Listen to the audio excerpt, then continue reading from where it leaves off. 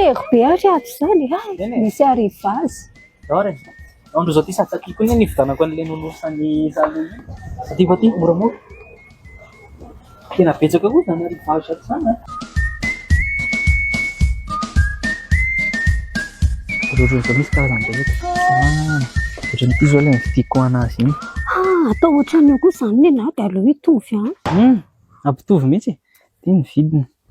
tsy miova ilay vidiny taminy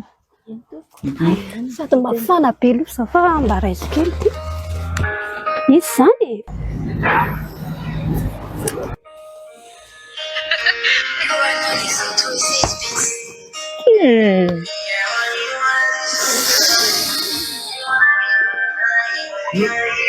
aza mandray loha dia sy loha andizako miandry loha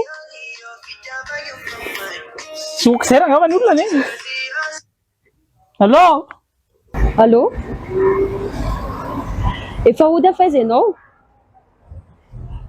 aiza ho ay ianao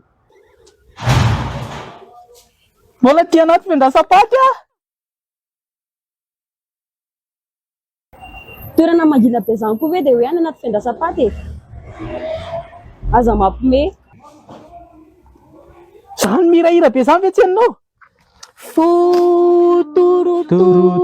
zany ianao ranomaso fivalosana ety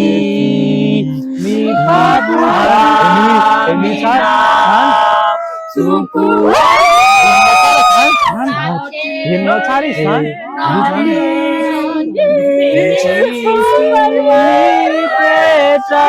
eo akaikina enao tsara angamba zany mbola ty anaty fendrasam-paty olona zany jereny tomamy be le olona aloha zany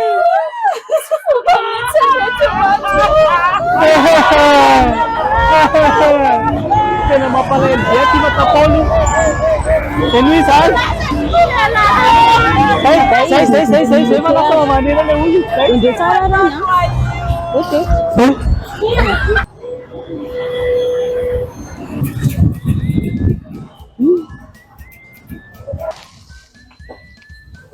asaiza daholo koa ary le olona ary iny zany merci raha angava raha tsy nisy anareo zavatra taraikina zenao tonga dia mira rehefa ohatr'ireny merci a merci raha ngah kosy raha ngah raha tsy iny anareo aza client mba tonga ty an-tanàna rehefa mba merci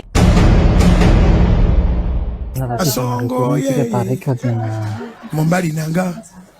Kasongo mbona wewe Songa libala Kasongo